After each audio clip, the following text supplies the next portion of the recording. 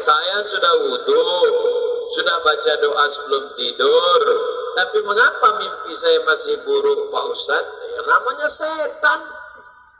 Itu memang sudah SOS, standar operasional setan. Setan itu kerjanya la'atiyannahum min baini aidihim, aku datang dari depan, wa min khalfihim, dari belakang, wa an aimanihim, dari kanan, wa an syama'ilihim, dari kiri. Itu kerja setan. Jadi setan itu jahat Pak Ustaz? Iya. Kalau dia baik berarti setan taubat. Ada setan taubat? Ada. Nama komunitasnya jin. Jin ini terbagi dua. Ada jin yang baik, jin Islam. Ada jin yang tak baik, jin kafir. Jin itu ada yang ikut waktu kita lahir dulu. Waktu kita lahir ditusuknya pusar anak lahir. Itu maka anak itu menangis. Jin waktu lahir saya dulu, ada jin yang ikut dengan saya. Pas dia mau ikut, waktu kami makan di rumah Pak Bupati, jin itu mau ikut. Mau ikut dia makan jagung itu. Tapi tak jadi, karena saya baca doa, Allahumma barik lana fima razaqtana wa qina azabannar. Pas saya mau masuk ke kamar mandi di rumah Pak Fadil Muhammad, jin itu mau masuk juga.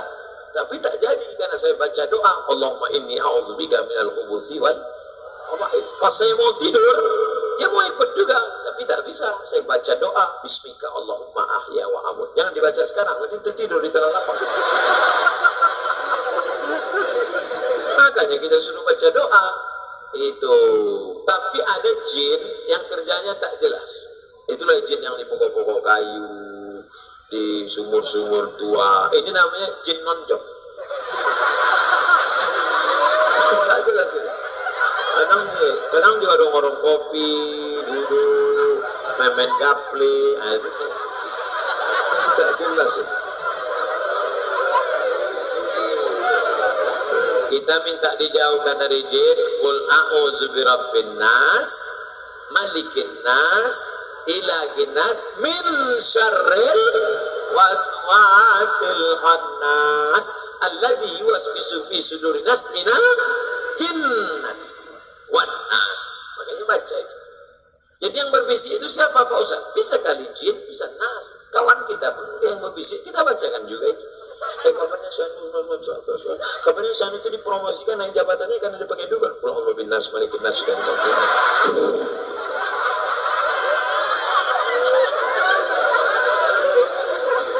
apakah orang yang sukses dengan cara sogok menyogok seluruh hidupnya dia makan hasil yang haram? Ya. La'ana Rasulullah sallallahu alaihi wasallam ar-rashi wal murtashi. Kau dapat ijazah itu kenapa? Sogok. Ijazah itu kau buat kerja kenapa? Sogok. Maka gajimu haram, tunjanganmu haram, SPPDmu haram, uang luar kotamu haram, gaji 13mu haram, pensiunmu haram, haram.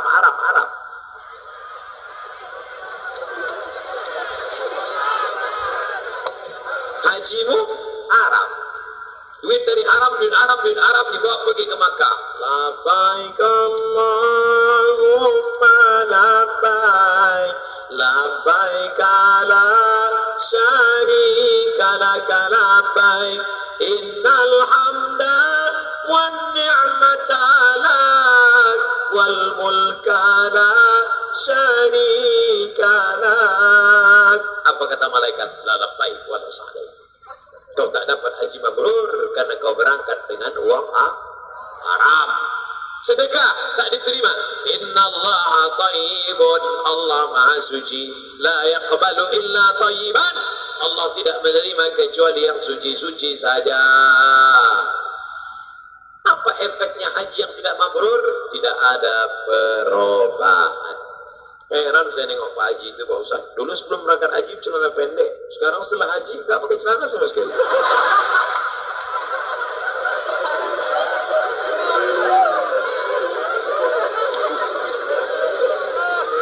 Mudah-mudahan kita selamat dari yang haram. Apakah mimpi itu dirancang oleh Allah apa oleh setan? Mimpi terbang. Dari jawab, Allah kata dia. Masya Allah anakku. Anak-anak serius dengar ceramah 90 menit. Luar biasa itu. Mimpi ada 3. Pertama, mimpi dari Allah namanya ilham. Mimpi dari setan namanya waswasah. Yang ketiga, proses berpikir di waktu siang yang tak selesai terbawa di waktu malam. Maka jangan pernah memikirkan mantan.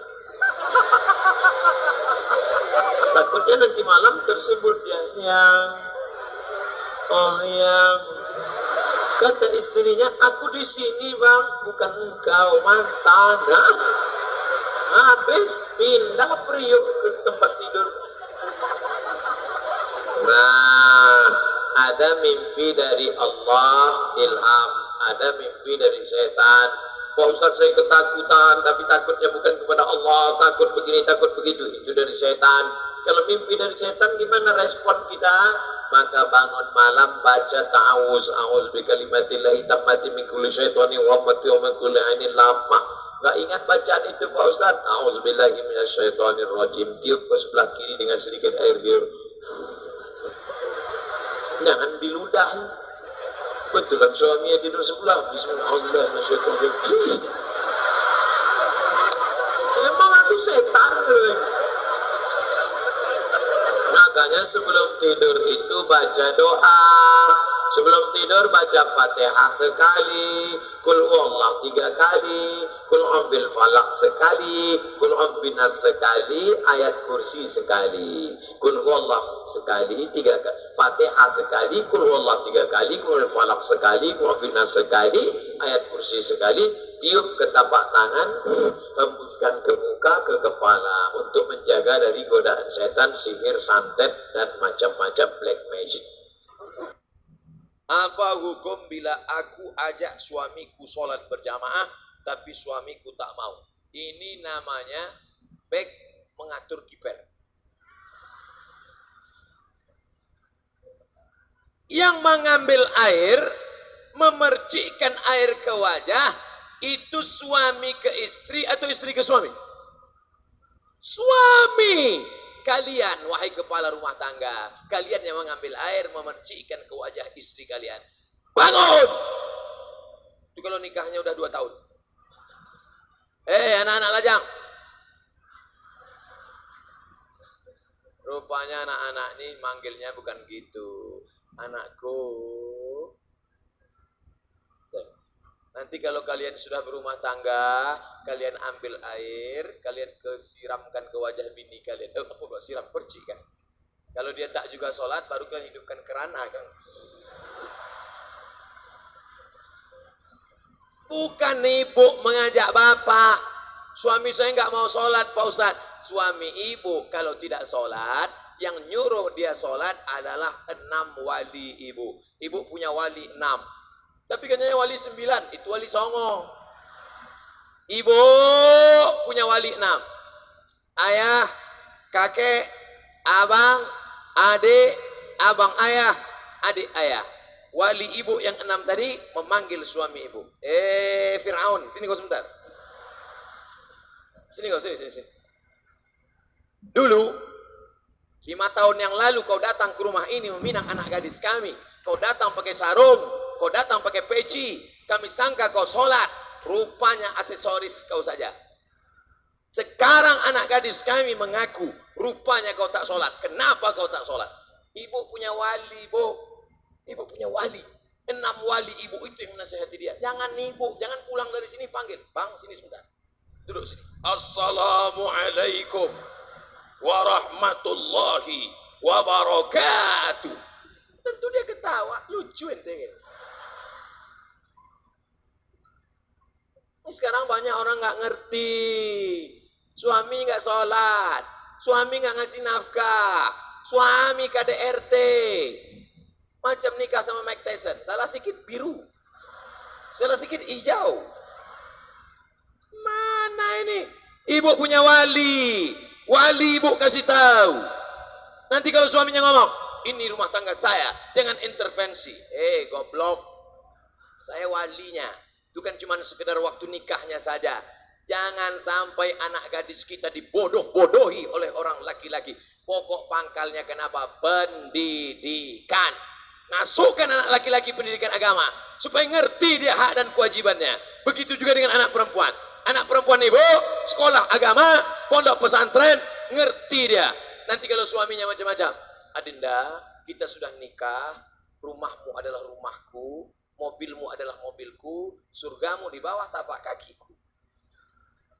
Kalau dia nggak ngerti agama, iya mas. Tapi kalau dia ngerti, kata siapa bro? Emang aku bodoh? Aku tak sebodoh yang kau duga. Cerdas dia. Tapi katanya kalau saya tuntut, kalau saya adukan ke pengadilan, katanya tiang aras akan bergoncang karena Allah marah. Kalau suamimu baik, bu, suamimu baik, tiba-tiba kau gugat dia. Mas, bang, kalau engkau tidak bisa membawa datang mobil mewah kemari, ku gugat kau. Nah, itu bergoncang tiang. Tapi kalau dia tak sholat, pula boleh dikasih tahu tidak juga, tidak ngasih nafkah, KDRT, kasar, maka kau gugat dia. Jangankan tiang aras, tiang listrik pun tak bergoncang. Makanya bapak-bapak, ibu-ibu, mencari calon menantu, yang pertama kalian lihat fit and proper test agamanya. Ibu-ibu yang punya anak gadis, tak usah jauh-jauh cari calon menantu, ada di sini yang soleh-soleh. Yang senyum yang belum nikah. Ini anak udah 3.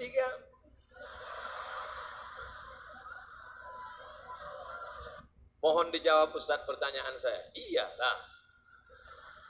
Bolehkah saya menikah lagi? Siapa melarang? Makanya tonton sampai habis. Dengar dulu. Kita ulang lagi ya. Dengar baik-baik. Bolehkah saya menikah lagi karena istri saya meninggal? Oh, marah aja. Sedangkan belum meninggal aja boleh.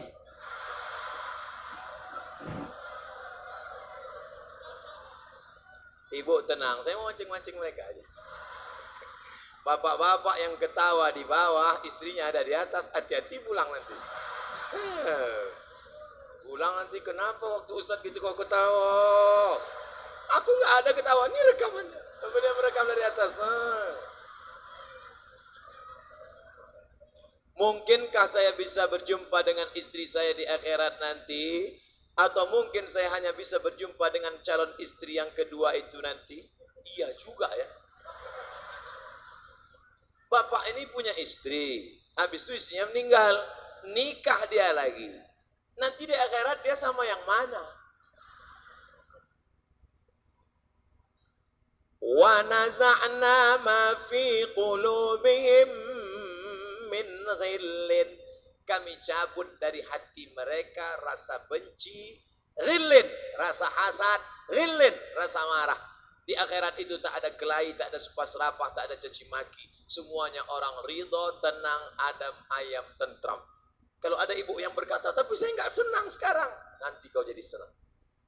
Sekarang kita balik. Ibu menikah dengan suami pertama. Habis itu bapak itu meninggal. Saking nggak tahannya dia sama ibu, mati dia. Misal nih, misal. Habis itu, setelah dia meninggal, ibu nikah lagi sama laki-laki kedua. Nah, sekarang kalau mati nanti di akhirat, ibu sama suami yang mana? Maka kata Imam Abu Hamid Al-Ghazali dalam kitab Ihya Ulumuddin, ibu akan bersama dengan yang paling baik akhlaknya. Di antara suami ibu tadi yang dua, mana yang paling baik akhlaknya? Dengan dia. Yang satu ini garang sekali. Kalau yang satu ini lembut. Bang, aku mau pergi undangan, pel lantai, jaga anak. Dah apa? Itu bukan baik akhlak. Waduh.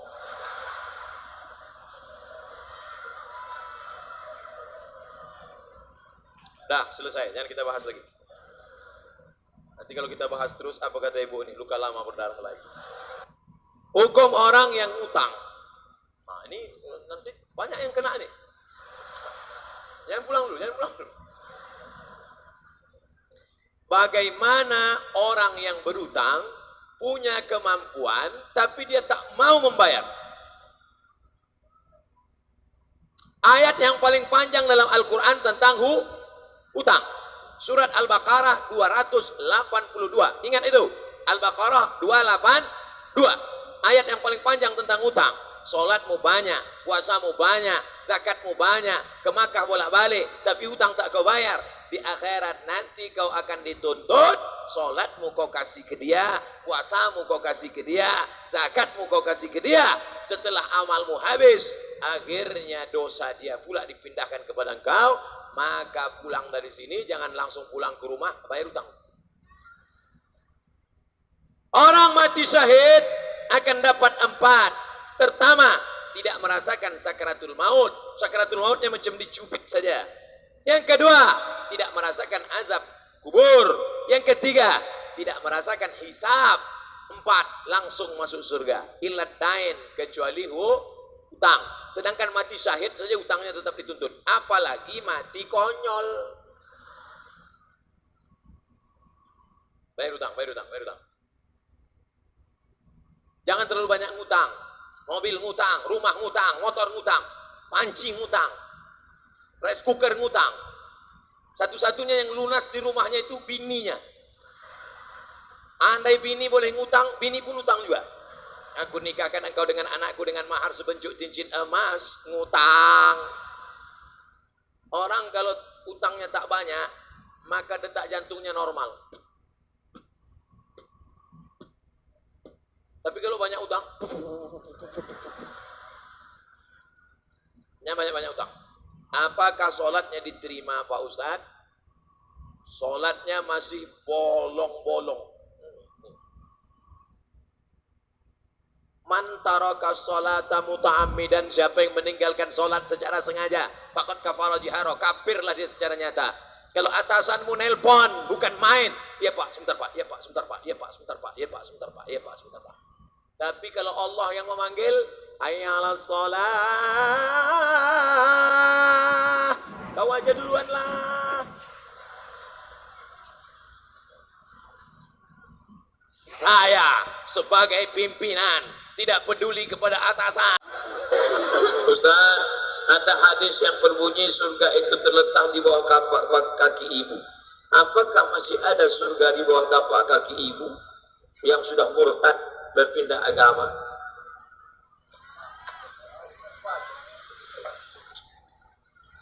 La yahillu damu mri'in muslim illa bi ihdas salas. Tidak halal darah seorang muslim kecuali dia melakukan 3. Yang pertama, an-nafsu bin nafsi, pembunuh. Dalam Islam siapa yang membunuh maka dia dihukum pancung, mati. Inilah ibu-ibu, orang dihukum pancung ibu ketawa. Sadis kau. Yang kedua,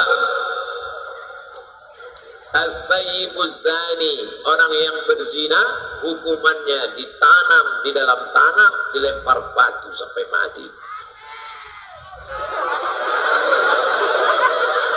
Yang ketiga, at-tariku lidini, orang yang murtad. Bahwa ibu ini murtad, hukumannya hukuman mati dalam hukum Islam, ya. Apakah boleh anak melawan orang tua? Tidak. Saya jelaskan dua-duanya. Hukum orang yang murtad dalam Islam hukuman mati, ya. Apakah boleh anak durhaka pada orang tua? Tetap tidak. Dalilnya, wa in jahadaka ala an tusyrika bima laysa laka bihi ilmun. Kalau ibu bapakmu yang tidak seagama denganmu, lalu kemudian dia memaksamu untuk ikut agamanya, fala tuti'uma, kau tak boleh ikut. Tapi kau melawan, tetap tak boleh. Wa sahibhuma fid dunya ma'rufa, tetap bergaul dengan baik, doakan dia, ajak dia, belikan dia buku-buku tentang Islam, kirimkan ke HP-nya, WhatsApp-nya, ceramah-ceramah Ustaz. Jangan ceramah Ustaz Somad. Ceramah Ustaz Somad kasar, keras, dia sakit hati, kapel. Ceramah Ustaz yang lembut, Ustaz A'akim. Mari jaga agama akidah kita, jaga hati kita, jagalah hati, jangan kau tangisi, jagalah hati, lentera hidup ini, kirimkan ceramah Ustaz Arifin Ilham. Ya Allah, berikan hidayah kepada ibu kami, ya Allah. Yang ceramah saya kasar, radikal itu sama itu. Ustaz, apa hukumnya wanita yang mencintai suami orang?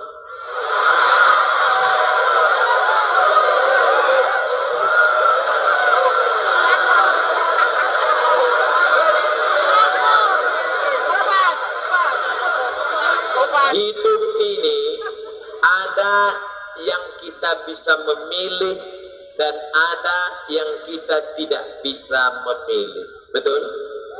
Saya mau berceramah menghadap ke kanan atau menghadap ke kiri. Apakah itu bisa memilih?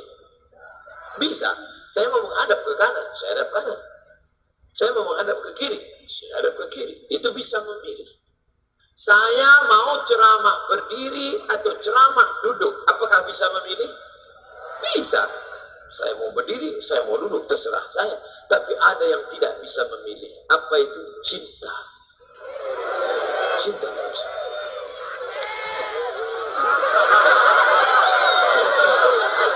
Maka ketika engkau cinta kepada orang, tak bisa dipaksa.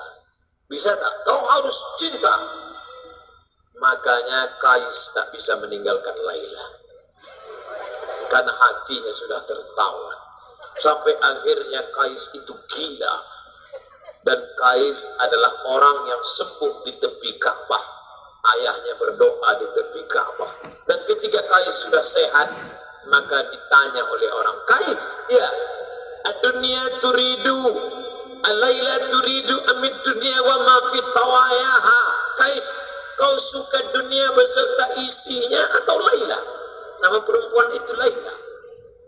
Kau lebih suka dunia beserta isinya atau Laila? Apa jawab Qais? Lahubaru ni'aliha ahabbu ilayya wa asfali balwa. Debu yang menempel di sendal Laila lebih kucinta daripada dunia beserta isi. Ternyata kalau sudah cinta merasuk, jangankan Laila, jangankan sendalnya, debu menempel di sendalnya lebih kucinta beserta lebih daripada isi. Oh, jangan sampai kita diuji dengan cinta, apalagi mencintai bini orang. Lalu apa yang bisa saya lakukan, Pak Ustaz? Saya sudah terjebak ini. Apa yang bisa kita lakukan? Maka buanglah semua yang terkait dengan dia. Buang nomor HP-nya. Delete dari FB, unfriend. Jangan lewat di depan rumahnya. Buang semuanya. Setelah itu berdoalah kepada Allah supaya Allah membuat terlupa. Lupa. Ya Allah, lumpuhkanlah otakku agar aku tidak lagi mengingat dia. Mudah-mudahan Allah membuat kita lupa semua dari mantan-mantan, insya Allah. Banyak yang ngaku